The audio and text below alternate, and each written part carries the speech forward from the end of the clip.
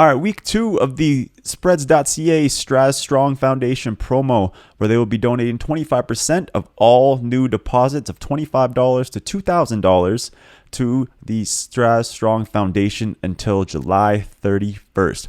All you have to do is go to go.spreads.ca/puck, use the promo code PUCK when you sign up, and click the Straz Strong deposit promo. You'll see the Straz Strong logo right after you enter your email. Again, all you have to do is go to go.spreads.ca/puck, enter the promo code PUCK, and click the Straz Strong logo when you see the deposit. Ladies and gentlemen, welcome back to the Athlete Artist Show. I am the artist, Kyle Forge, alongside the athlete, professional hockey player, Zach Boychuk. This week, we have another great guest on the show. He's a multi-platinum and Billboard charting recording artist. You might have heard his hit single, Jordan Belfort. He's the founder of MusicNFTRadio.com. His album, Crypto Rich, is one of the top-selling music NFTs albums in the world. He's known professionally as Dill. Please welcome Mr. Dylan Rhodes. Yo, what up? Thanks for having me on. Appreciate it. Happy to talk about Crypto Rich and everything that I've been doing in Web3 with music and music NFTs.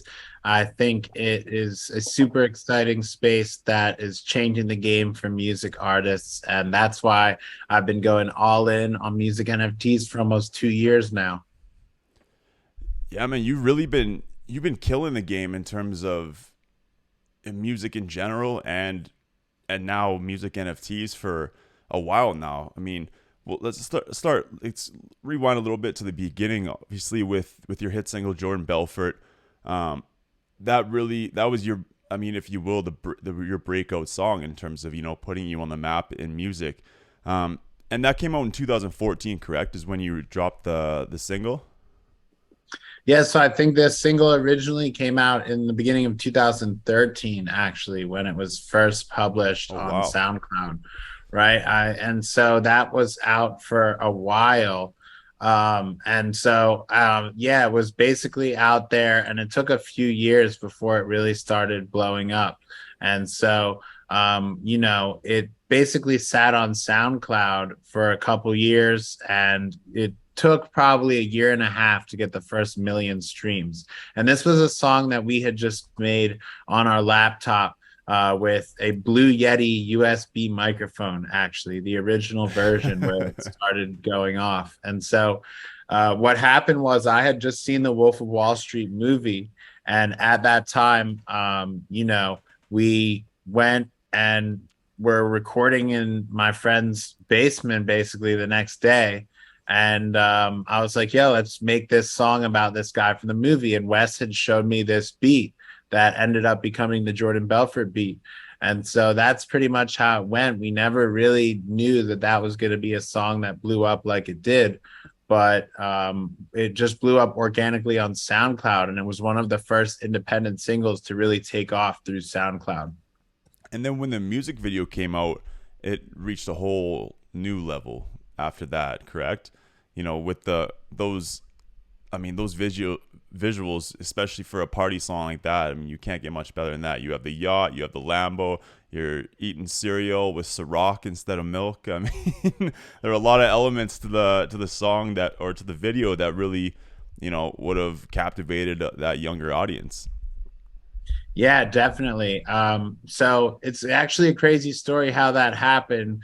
We linked up with someone we had known from our area who went to high school with Wes, named Yofre Ray from College Weekly. And so he had some experience shooting videos, partying videos and stuff like that. And so when the Jordan Belfort song started taking off and getting popular at colleges, that was just organically on SoundCloud, and we knew we needed to make a video for it. So we called him up, and he had some connections in Miami that allowed us to put together the video. But when we put together the video, we really had no budget. We were independent artists. We actually made the video totally independently, right? So that video came out the way it did, just organically putting together a team, having a grassroots support. Like, we went down there and people actually knew the song. And this was back in the day when we were, like going through Facebook and stuff like that to network with people. So it it was really because of organic support and just like grassroots people finding the song and knowing it and wanting to support the music video and understanding the story of Jordan Belfort and Wolf of Wall Street. So that's all what came together. And I would say the video is what put us on the map in terms of having labels start looking at us and stuff like that.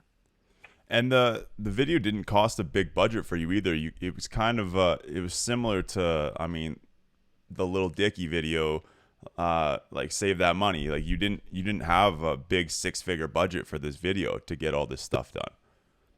Yeah, that's exactly right. I say that all the time. It's like that video, except we didn't record the part where we were getting Yeah, access to all stuff, right? But knocking on the old lady's mansion.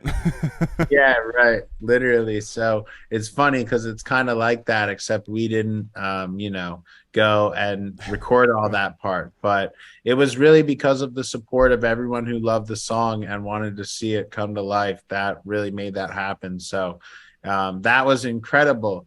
And that's what made labels start calling us and really trying to sign the record, which is crazy, right? Because you would think that that video was created with the label, and plenty of people Yeah. do. I mean, if you just look at the YouTube comments and stuff like that, you see all these people saying whatever, but we made that independently. So I think that's what really set the song up to be super successful. And Did, so, did Jordan Belfort ever reach out? Like he must have heard the song. I feel like everybody's heard it at this point. And I don't know about like Leo DiCaprio or anything. Have you had any interactions with these guys? Yeah, so we actually years later, years went by where we didn't get in touch with any of them. And then Jordan Belfort, eventually I got in touch with him when I was out in LA one time. And I ended up getting in touch with somebody who worked for him and then got in touch with him. And I went and recorded a podcast with him on his Wolf's Den podcast. So me and Wes were on his podcast a couple years ago, and it was great to like see it come full circle. It's crazy because when I was writing the song, I was sitting there thinking, well, you know, if I make this song, it would be crazy if I meet Jordan Belfort one day, right? And it came full circle then at that moment, but it took so many years. I mean, it wasn't until like 2019, 2020 that we ended up starting to talk to him and going on the podcast.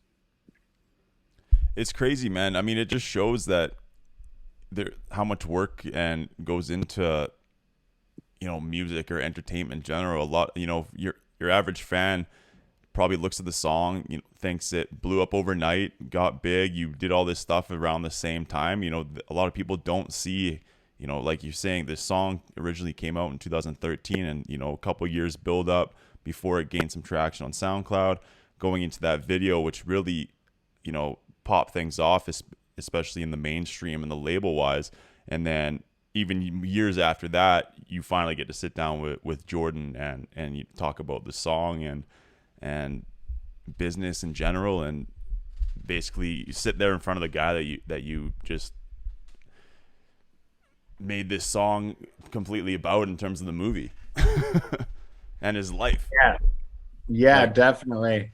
I mean, it was crazy to have that experience. And, by that time we were already talking about all the tours that we done and stuff like that. yeah, And so it was crazy to see that, because also he didn't really know where the song had come from. And I think when he saw that it was just two young guys who were inspired by the story and then put out this record independently, I mean, I think he respected that part of it, right? But I mean, so much stuff had happened by then. We'd already been on a college tour. We'd done deals with labels, went from recording on a USB mic to being in some of the best studios in the world, releasing music independently and seeing what it's like for an artist, right? Because what happened was when we released the music video, record labels started reaching out and looking to sign us to a deal. And so we took one of those deals, and basically we got into a deal with a label to where they never reinvested in us.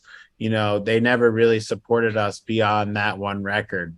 And so since then, it's been a process of like releasing my own music, figuring out how to do things independently.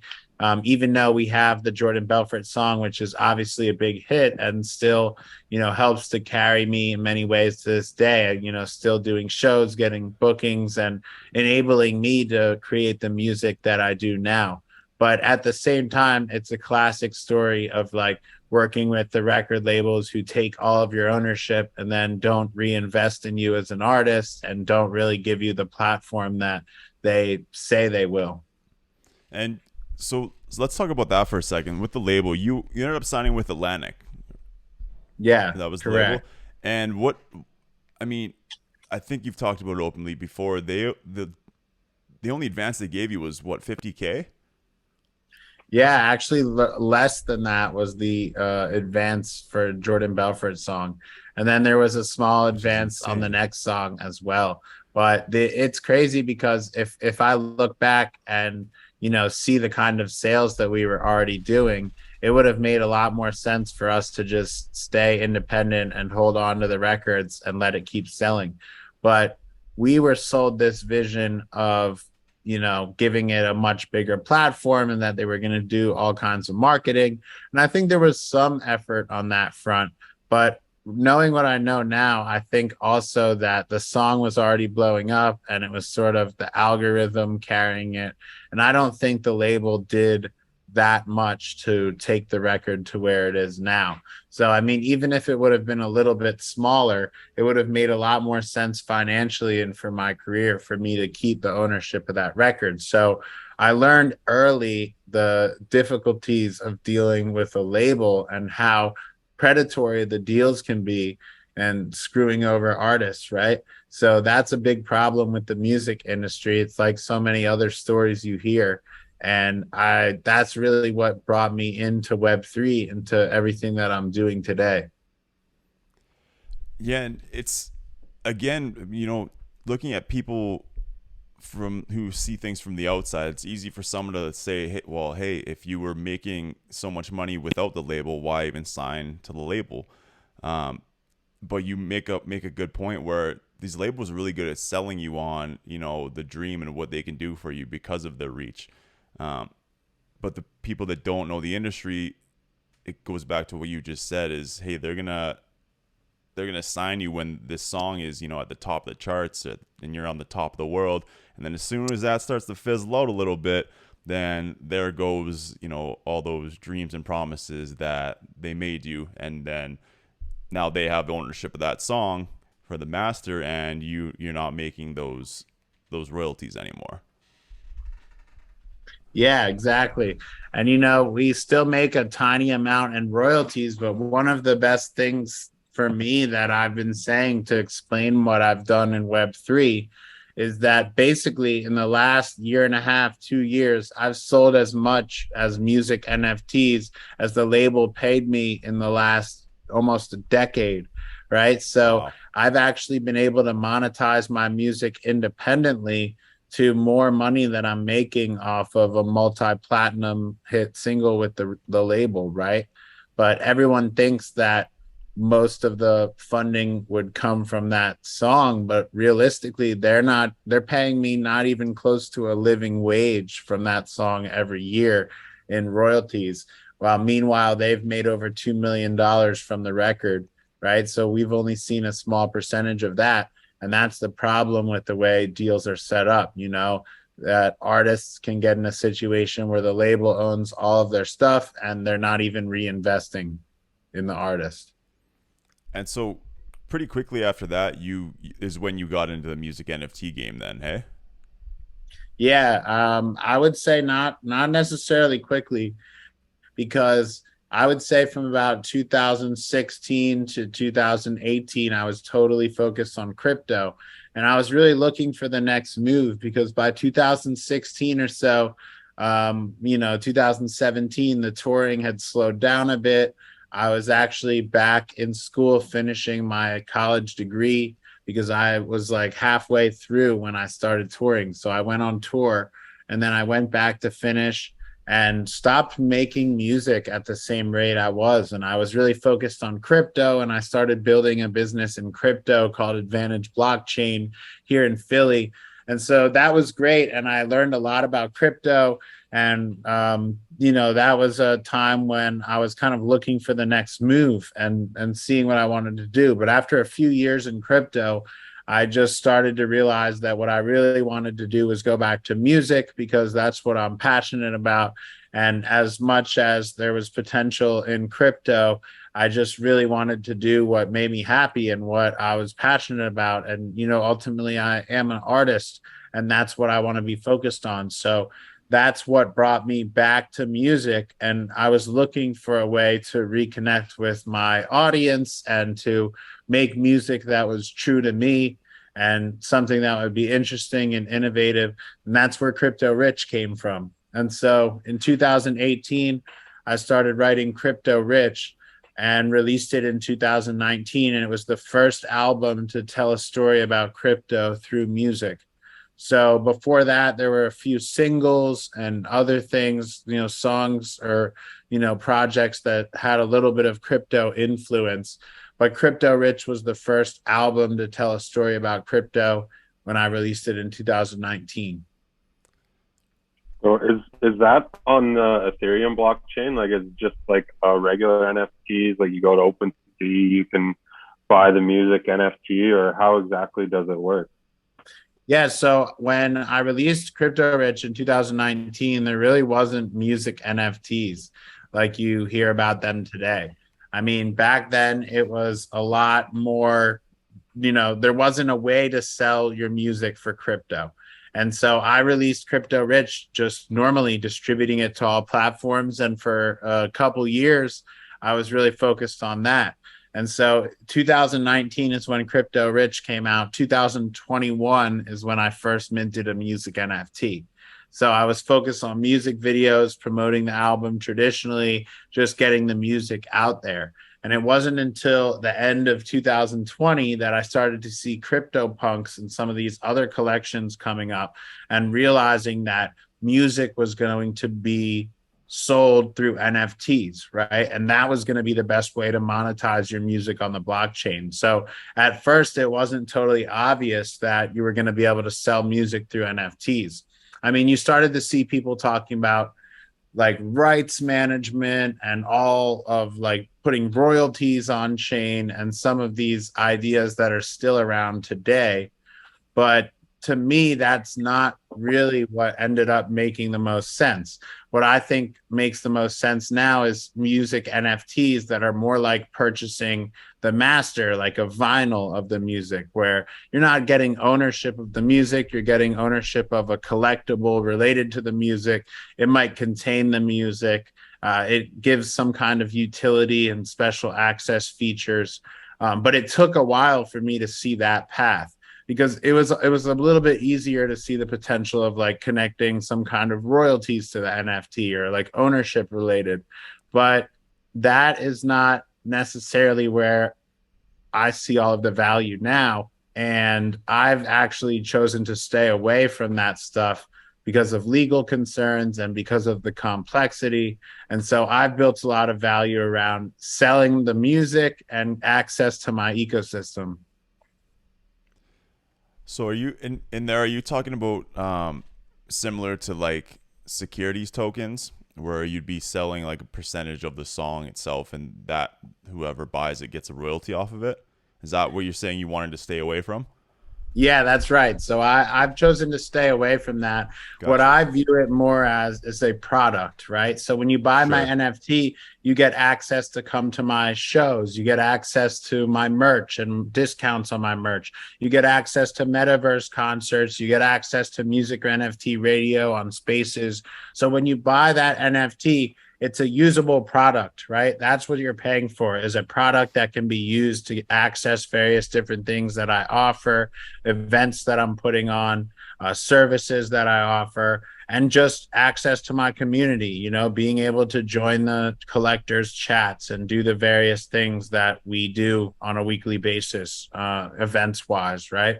So it's really access to that whole ecosystem. Plus, it's similar to collecting a vinyl or a trading card or buying a rookie card, right?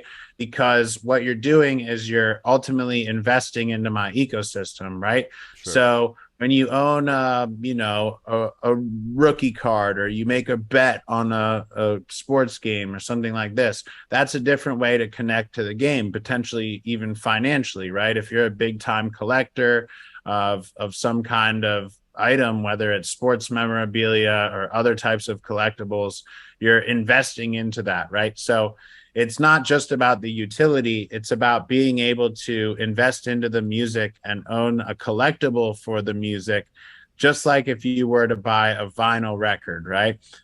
If you look up, for example, Nirvana collectible vinyls, Nirvana did a very interesting, a lot of them where there's different rarities.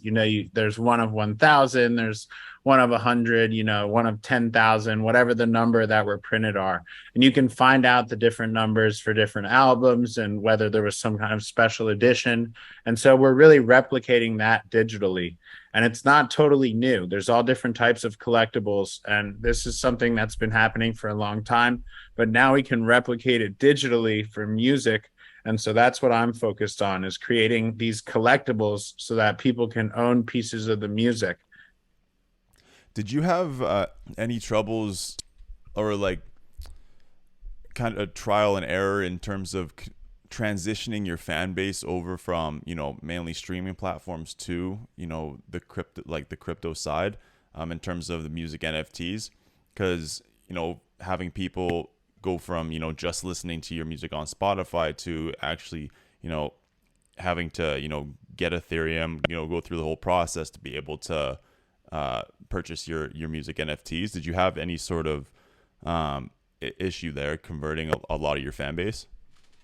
So the thing is that with music NFTs, the whole point is it shouldn't change anything for the listener who's just wanting to listen to the music casually. So anyone who's not interested in NFTs or isn't interested in learning about this and owning a piece of the music via purchasing it isn't going to learn about this. So I think that I have spent a lot of time trying to onboard people. I've onboarded thousands of people to the space. However, I think it's important to note that it doesn't change anything for the listener who's in Web 2 and streaming. I still release everything on streaming. That is the most important piece to me. The music itself is the marketing plan for the product, which is the NFT, right? So the music should be out there for people to stream so that it can get popular and hit charts and be available on YouTube. And all of that content is helping to further monetize the NFT by promoting your brand. So the NFT has to offer something more than just a listening experience, right? Because the listening experience should be easy and free. And even with music NFTs, you can just listen to the NFT without owning it too. So most of what's happening here is not about paying to listen to the music in Web3. And what I always say to artists looking at the space, thinking about whether or not to come in, a lot of artists are wondering, well, maybe my fans won't get this. What is important to realize is that there's $1 million or $1 billion opportunity here without onboarding any one of your fans, right? And that's not to downplay the value of trying to onboard your fan base. It's just the point is this is a brand new and different market, right? So if I wanted to sell my music in a different country, let's say Europe, right? I might repackage it a little bit. I might change some things about the delivery process and shipping process. And I might have to do some different type of marketing to sell my music in Europe, right? I might have to go tour there, do stuff like that. But I'm not going to get all of my fans. I'm not trying to tell all of my fans to move to Europe, right? What I'm trying to do is bring my brand to Europe through my music, right? And give it to a new market. So what we need artists to realize is that the metaverse and Web3 is a completely new territory for your music. You might need to repackage it as an NFT. You're going to need to learn a couple things about how to release it as an NFT and repackage the content. But then you are taking your music to a brand new market where people have not heard you before, but there's people who are active in that market and buy music. So while it's important to onboard your fans, I think it's a lot more like taking your music to Europe, but Europe is the metaverse, right? And so you need to take your music to the metaverse and start marketing it in the metaverse in a way that makes sense. Do metaverse concerts, go on Twitter Spaces and talk to NFT collectors, right? Find the people that are actually active in this market already and get them to be interested in your brand and your music.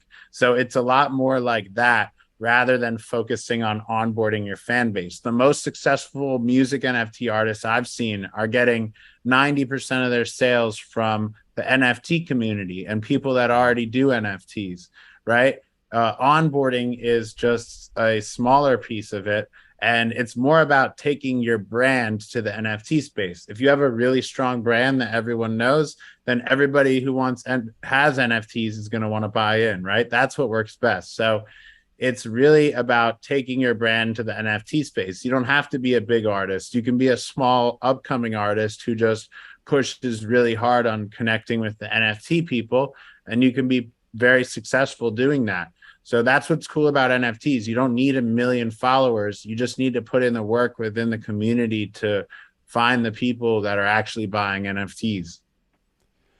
Man, I think that was so perfectly said, how you just placed that, because I've talked to a lot of artists who, you know, aren't in the NFT game or in the crypto game at all yet, and I think a lot of artists talk about doing it and, you know, what would we do, you know, what process they would take, but a lot are nervous because they don't know a lot of what you just said. You know, they're nervous because they think they might have to, you know, onboard every single one of their, you know, regular listening fans that aren't into crypto and try to convert them into crypto, and then that just kind of makes them nervous. And, you know, you bring up a good point in terms of it's not changing the experience for the listener, which is a big thing. And I think that's going to make one, artist less nervous to, you know, try something new.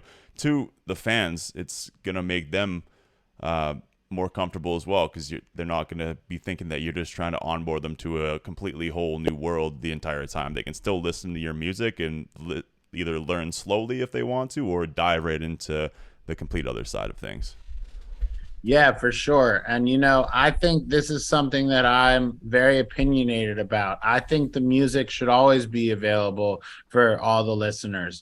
Now, if I wanted to do like one exclusive song after I've really built my brand and stuff like that, then maybe that would be cool. But for new artists getting into the space, I mean, you should be releasing your music everywhere, because the best chance you have of growing as an artist is to get exposure for your music.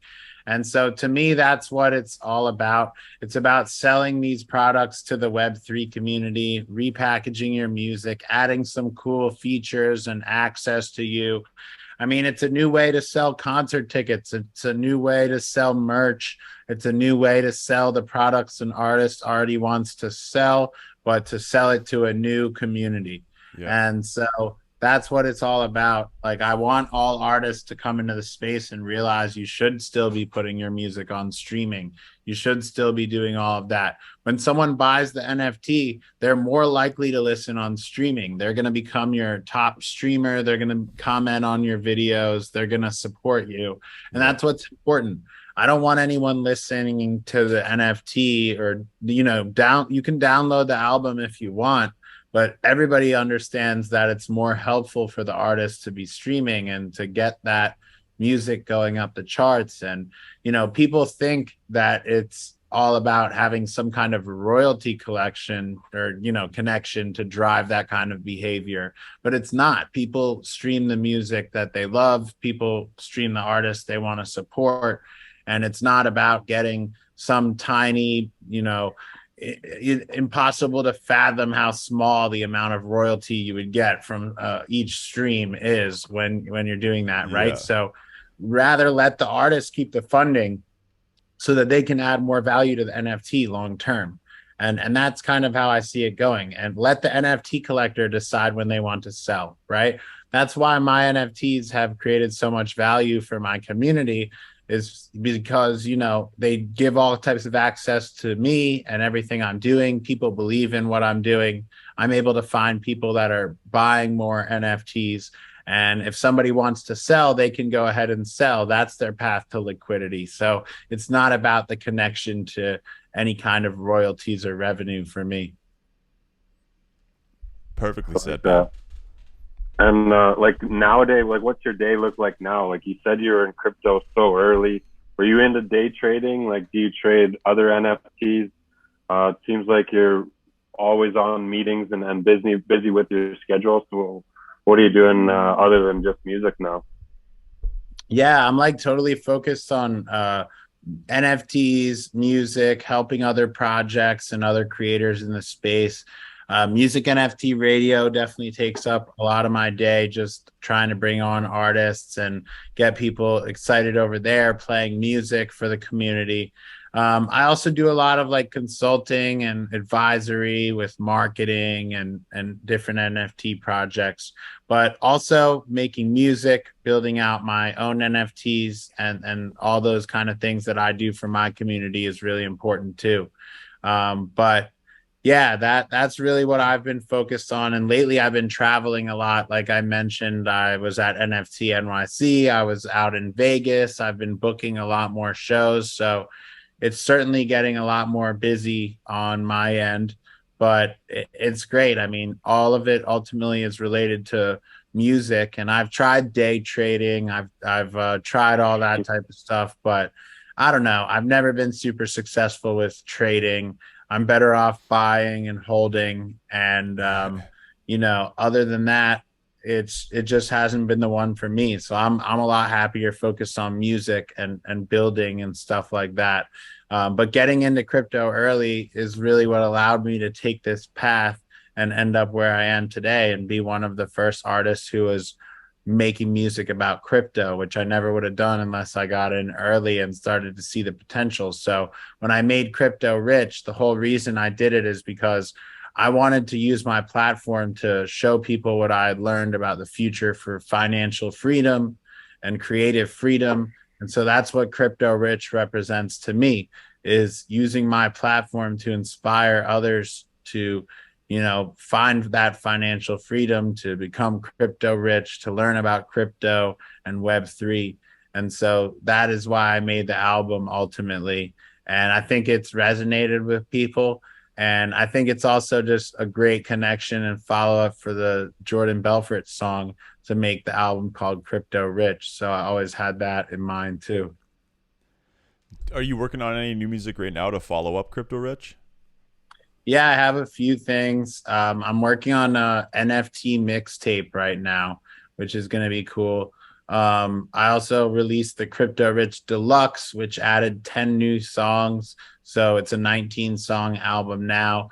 I've released some singles recently. And then when the NFT mixtape comes out, then I have another album after that, which I actually pushed back in order to do this NFT mixtape. So, Wow. yeah, working on a lot of new music. I have some singles coming out soon. Excited for all that. Are you working with any other artists, either in this space or out of the space, that you're kind of giving them their first taste of the music NFT and crypto space? Yeah, well, I've helped onboard over 1,000 artists to the space, all types of independent artists, some artists of all sizes, right? No one super notable that I could think of. Of course, artists within the space that I'm working with, like Sammy Arriaga, Violetta Zeroni, Fifi Wrong, Nifty Sax. There's so many talented artists in the space that I'm working with. But still trying to onboard as many artists as possible and talking and networking with people. And, you know, I think what I want to do is help bring some of these bigger artists into the space. And so I think if they can hear a perspective from another artist who's already done it and who's For been in this sure. space for a while and who understands some of what I understand, I think it can help them see the potential here. Because a lot of artists, I think they see like a smaller opportunity, let's call it $1 million opportunity to sell some music in a space, whatever.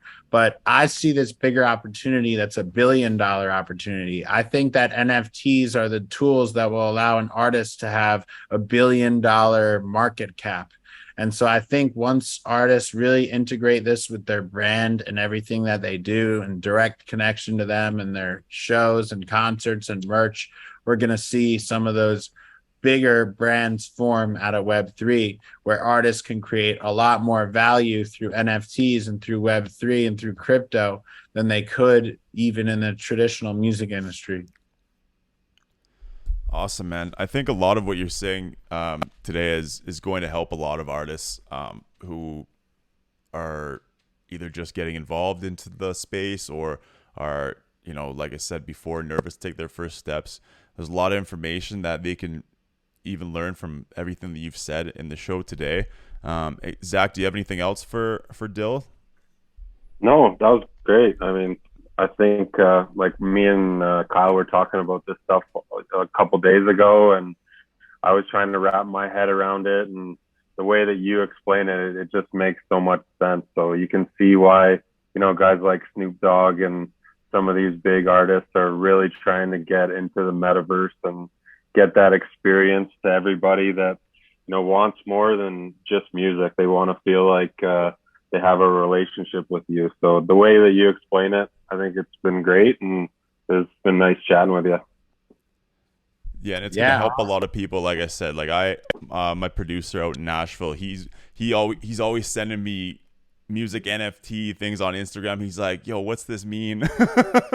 He's like, how can we incorporate this? Like, he's like, I'm like, man, sometimes I'm even confused, like looking at some things that artists are doing, because I think there's a lot of possibilities for artists in this space. Like, they don't have to just do one thing. They can incorporate different things. Like, you incorporate so many different things into your music NFTs, like you were saying, VIPs for concerts, meet and greets, consultations. There's just so much that you could do. And I think, like Zach said, yeah, you said it perfectly. You made it make sense. And I think you're going to make it make sense for a lot of artists that have questions or, you know, didn't quite know. So we thank you very much for coming on today. We know you're super busy. And just one more time before you go, let people know where they can pick up your music NFTs, new stuff you got going on. Yeah, for sure. I mean, for anyone who's looking to get into the space, just come hang out on MusicNFT Radio. We do shill time. We let everybody talk and ask questions on there all the time. We do a weekly onboarding space every Sunday. You can join my Discord. Come hang out over there. Go to my website, itslit.org, or go to musicnftradio.com. And look up the Crypto Rich album, listen to the music. Here's what I always say. If you love the music and you want to support what I'm doing because you love the music and you like the story, that's when you buy the NFT, right? So it's not buying an NFT to listen to a song. That's not what Music NFTs is about. It's about buying an NFT to support the artist and become a part of their community and a part of their journey, right? And be incentivized to help their future career. So that's what it's all about. Check it out. You can look up Dill on OpenSea and you'll find all of my collection. Perfect, man. Again, thank you so much, and good luck with the new mixtape and then the new album after that. You got a lot going on. So hopefully you can make some time in your schedule from all these speaking events, shows, to get these albums out, because I'm excited for them. Yeah, man. Thanks. Appreciate it. And thanks for having me on, guys. This was awesome. Thanks for coming, man. Appreciate it. All right, some free agency talk here. Chucky, what are you thinking about what's been going on so far today? Free agent frenzy just starting. What do we have at the time of this recording? 33 re-signings so far, or re-signings/signings? Yeah, it's been crazy. Not just today, but like the last couple days. You know, seeing some guys leave some of their teams they've been with their whole career. Some guys who are ended up staying, like Malkin, and you see the Blackhawks just unloading everybody at the draft, and now they got a couple more guys. So it's been a crazy week for free agent and in the NHL. Yeah, it's interesting. Malkin ending up re-signing after basically him coming out and saying that they weren't offering him the term that he wanted originally, I think, and then he ended up getting the 4 years that he wanted. So interesting to see that he ended up re-signing there. I mean, great for the Pens. I think they'll be able to have a couple more years of him and Sid and kind of circle back to that. But what do you think of him returning to Pitt?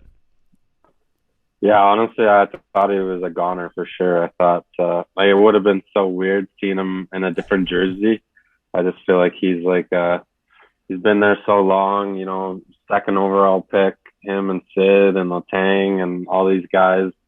It just would have been weird seeing him in a Capital jersey or Rangers or something like that where all the rumors were going. But looks like he got that extra year that he wanted. Still pretty decent, you know, 6 million average or so, and he gets to stay with his boy Sid. Yeah, I mean, good contract. Yeah, 6 million, 4 years. I mean, at 35, you can't ask for much better than that, I don't think. No, that's gravy. If he plays out the rest of his you know, contract, that's good. If he ends up retiring early, he probably takes that signing bonus and doesn't worry about the last year of the contract. But he's still got a lot of legs left, I think, for him. They definitely are in win now mode and trying to get the last little bit out of him, and then see what happens. Yeah, and then you mentioned the Hawks there too. Like you said, unloading everybody at the draft. I mean, I don't know what their plan is over there. Tank for Bedard maybe is what everyone's saying, but they did add two players today, in Domi and Athanasiou, at each 1 year at a $3 million hit. But I mean, Domi, I love Domi, but he's been a suitcase over the last couple of years. Like, he just can't seem to find a team that fits or wants to keep him for the long haul.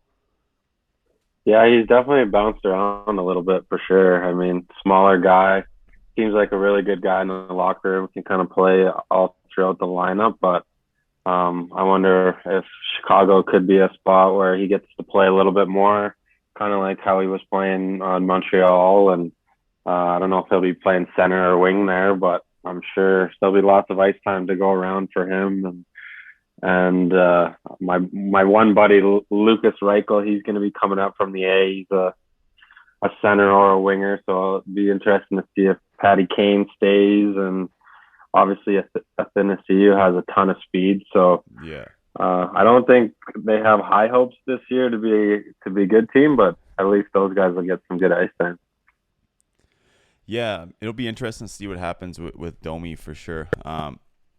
I mean, because when he gets the opportunity, it seems like he produces usually pretty decently.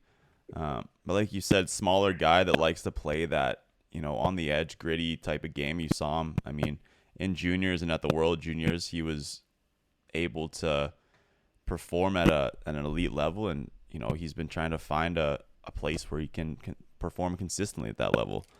Yeah. Evander Kane staying with the Oilers. Yeah, that's very good for the Oilers. I think he played really well in the playoffs and the end of the season, and he just seems to be a perfect fit for McDavid. Like, he's a guy that can keep up with McDavid. He puts the puck in the net. You know, nice to get that big paycheck for Kaner. And he's going to need it to pay off some of those debts that he has. Yeah, 4 years, 5.13. I thought there were going to be some teams that might have overpaid him more than that, or paid him more than that. But I mean, like you said, it's a good fit for him in Edmonton, and he definitely plays well with McDavid. So I think they got him for a decent price based on his performance as of his time in Edmonton throughout the regular season, the playoffs. And yeah, it'll definitely help with some of those debts that he's got going on for sure. I don't think it'll quite cover them all, but maybe maybe he'll get a signing bonus in there somewhere. He can chip away a little bit. Yeah, over the next couple of years. There's a bunch of big signings here. What do we got? Did you see the trade that just happened? No, do we have some breaking news? Brent Burns to Carolina. That's a huge one. To Carolina.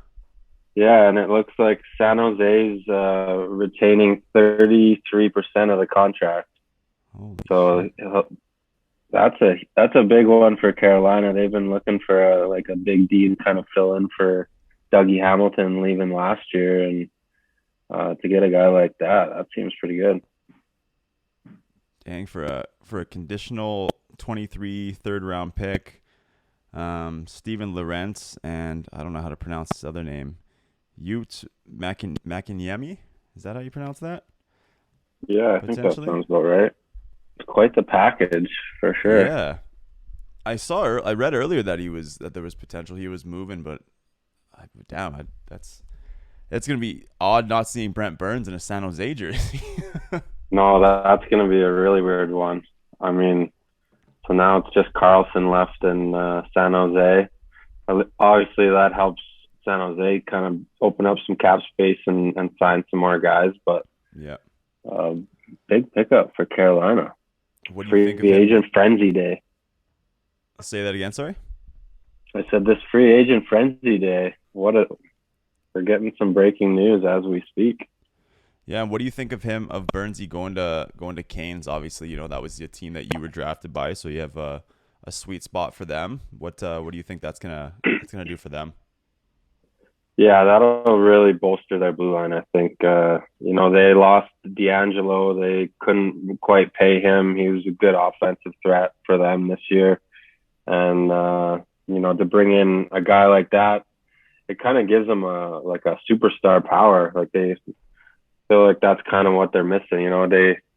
They've had a couple good runs in the playoffs. They just can't quite get over that hump. And I think, it was tough. They were missing Freddie Anderson in playoffs last year. And obviously they got a great coach in Rod Brindamore, and my former line mate in my first NHL game, Roddy. I think that's a huge pickup for them. Yeah, it'll be interesting to see how Carolina bounces back after, not making it quite as far in the playoffs as they wanted to last year. But I agree. That's a big pickup on the back end for the Canes for sure. Another back end signing, Sergachev, 8 years, 8.5 with Tampa. That's a huge contract.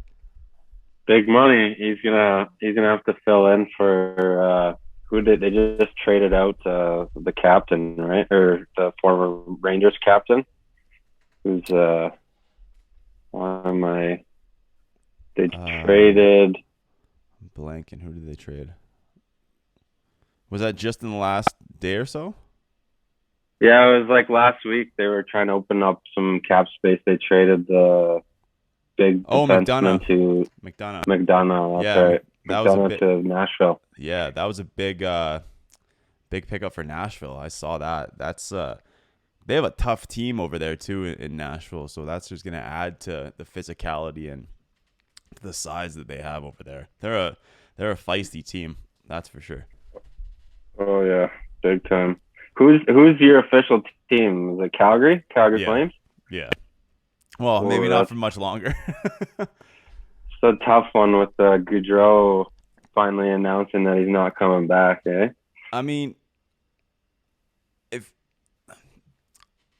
any Flames fans are really surprised by the fact that, this is my opinion. If you're surprised by the fact that Johnny's leaving Calgary as a fan, I think you're pretty delusional if you think he was going to be staying. Especially after the year that he had last year. He's been here for a ton of years since. He got drafted in 2011. Obviously went to the NCAA, lit it up there, but he hasn't really won it. He hasn't won anything since he got to Calgary, and it's a tough market. He's an American boy. He wants to go back to the U.S. Taxes here probably aren't great either. No, they're not compared to some of those other places. But I don't know. I had a feeling that Johnny was going, but now the big question is if they're going to be able to keep Tkachuk for a significant amount of time. Yeah, he could be the next one that leaves, right? they're probably in talks with him right now to sign the extension. And if it goes the way that it went with Gaudreau, you wait that long. And at this point, I think all Flames fans just kind of knew. Didn't really matter how much money they offered him. He just didn't want to stay. And, it's a tough loss for Calgary. Obviously, he's been unbelievable in the regular season. Maybe not as good in the playoffs, but, last year he had that big Game 7 winner. I felt like he was kind of turning the corner there in the playoffs, but looking like maybe New Jersey, right? The rumors maybe, a 7-8 year deal or 7-year deal, 10.2 is what the rumor is. We'll see what happens today, but hopefully we get some breaking news on that front here sometime today. Yeah, it's I read that Calgary offered him I think it was 10 for 8 years, so an $80 million contract. So it'll be interesting to see what he does end up signing at elsewhere. Whether it's 10.2, I've seen up to 10.9 as well, I think. But I mean, anywhere in that 10 to $11 million range, I think is where Gaudreau's going to land at. I mean, you look at guys like Tavares, who are making $11 million and don't have, not to bash Tavares or anything, but don't have even a fraction of the numbers that, that Johnny has put up, especially this year in the regular season at least. The big thing for Johnny is it'll be interesting to see how he performs now after a contract year, because obviously, him coming into this contract year, he wanted a big payday and a big contract, and he definitely put it all on the ice and left it out there. He didn't get the championship, but from an individual performance, he definitely lit it up and deserves that money.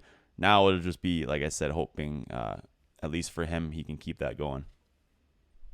Or yeah, I guess hoping for the team that signs him that he can keep that going. I'm sure once he signs for $80 million, he'll be able to kick back a little bit. But yeah, I think he had 111 points last year. So if he can redo that, I mean, good timing for him to have a heck of a year. And it seemed like Tkachuk kind of did a similar thing where now he's like got the upper hand in the negotiations. But if you got to be able to do it in a non-contract year too. So I think we'll see. If he ends up in New Jersey, I just feel like there's just so many small guys on their team. I don't know about their defense 100%, but you still need some big guys to play with, some hard guys to play with. I just don't see like New Jersey being a great fit. I think Philly might be a little bit better. Yeah. But they'll be skilled there in New Jersey, but I guess we'll see where he ends up landing.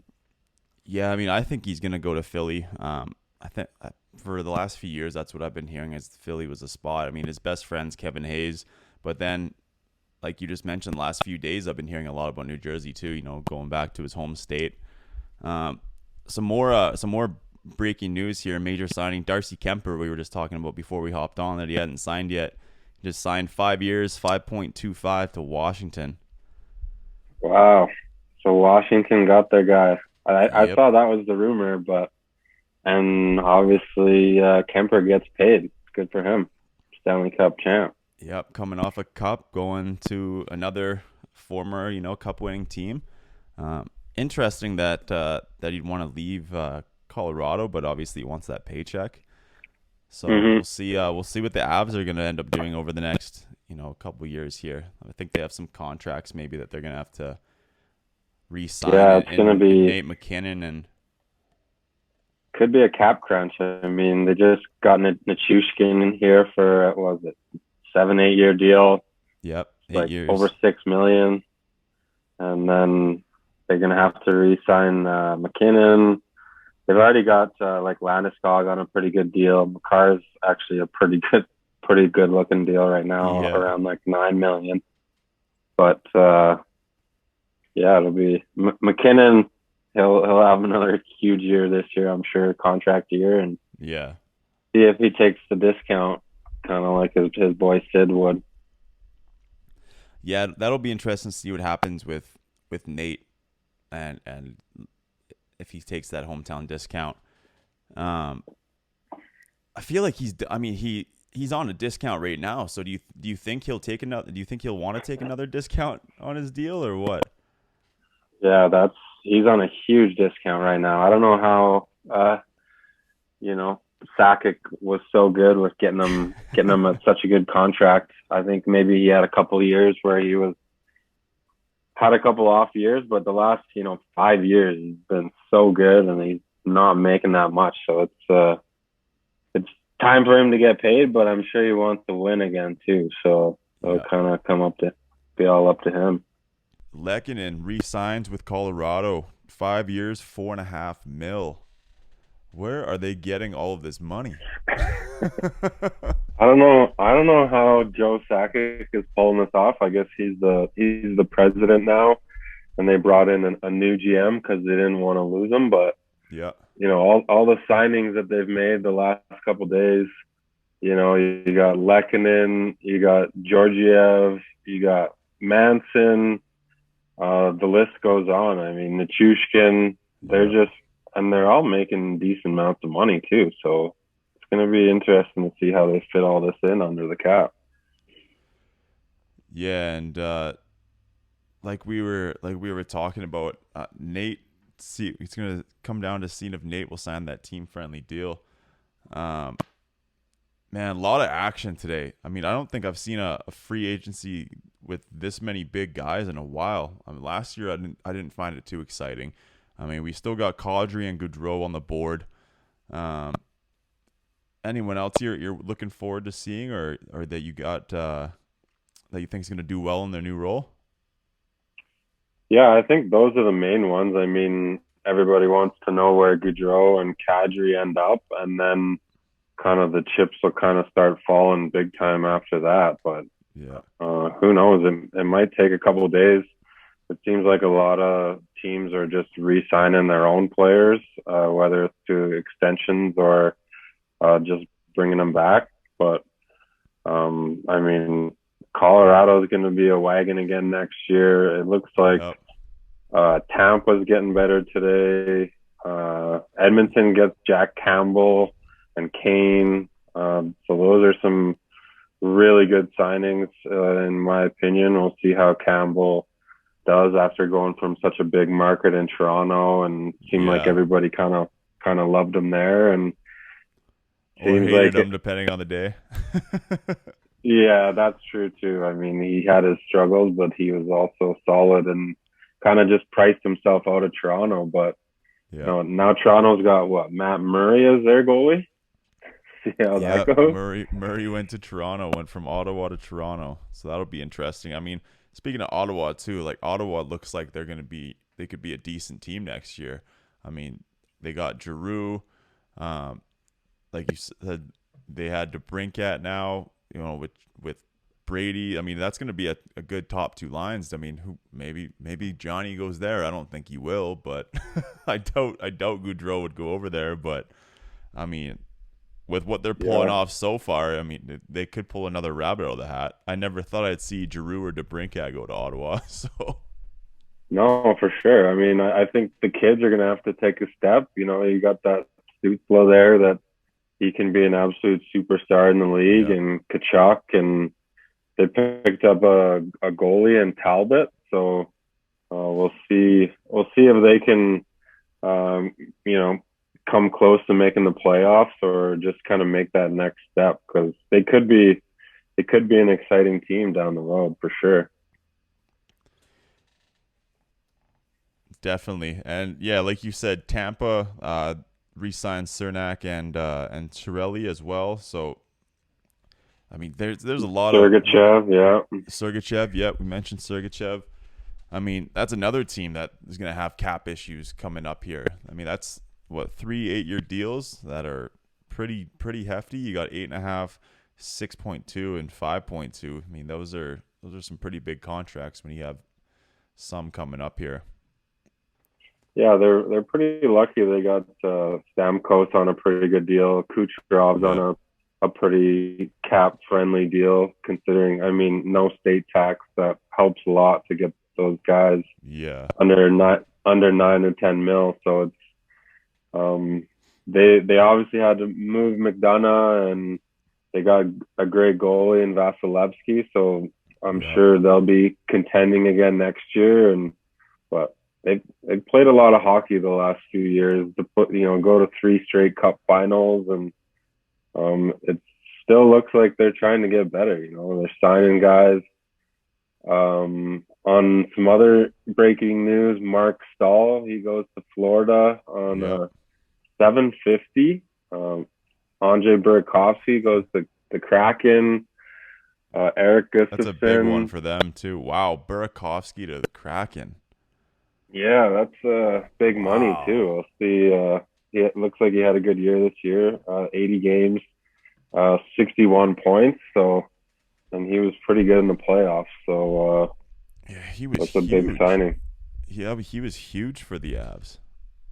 Yeah, tough loss for the Avs, but man, they won the cup and they let a few guys go now. Hey, I mean, Kadri. It doesn't look like Kadri might be going back. Yeah, I mean, yeah, that's kind of the room that you're making to bring all these other guys back. So yeah, dang. I'd like to see some other teams. Like, where's Calgary? Carolina made the big trade. Montreal doesn't look like they've done much today. Man, Calgary does absolutely nothing ever. There's nothing. Tree Living literally sits in his office and picks his nose, I think, because he does nothing. He does nothing. Rangers haven't done anything. So, there's still a lot of time left in the next couple of days. I'm sure they're waiting to see what happens with these other. Maybe Goudreau does come back. Who knows? Imagine I doubt if he actually came back after all that. We got Ben Sherratt going to Detroit. Ben Sherratt to Detroit. A couple of smaller signings coming in. Eric Stahl to Florida. The brothers are going to Florida. Mark and Eric. Wow. Eric didn't even play last year. He was I think he played in the Olympics and was kind of a little bit in the American League, but that's kind of a cool little signing that Florida was able to make. Florida gets some depth of some family depth there. Good Branson going to Columbus. 4 years for $4 million. Wow, he did not impress me at all this year in Calgary, so I am not sad to see him go. I'm glad Tree Living didn't waste money on him, but $4 million. Yeah, that's a good ticket for him. To be a defenseman, maybe the top. He's probably like a 4 to 6 kind of pairing kind of thing. Maybe 3 to 6. You get paid. Should have been a defenseman. Should have been a defenseman.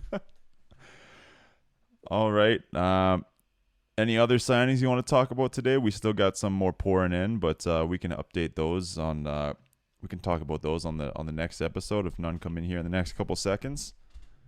Yeah, no, I think that's it. I think it's been an interesting week, interesting day, and Stampede's going on here in Calgary, so I got to go to a concert tonight and have a little bit of fun. There you Chuck go. Wagons too. Yeah. Going to see the Chucks. Chucky at the Chucks. That's right. All right. Well, all right, ladies and gentlemen, that concludes this week's episode. Talking about free agency, talking to our friend Dill about MusicNFTs and the crypto space. We'll keep people updated in the next week on free agency through Twitter, and we'll talk about, hopefully, I'm sure by next week we'll have Kadri and Goudreau somewhere, so we'll touch on some more hockey next week as well. Sounds good. All right, buddy. Have fun at the Chucks. Be safe. Don't do anything I wouldn't do. Never. We'll talk to you later. All right.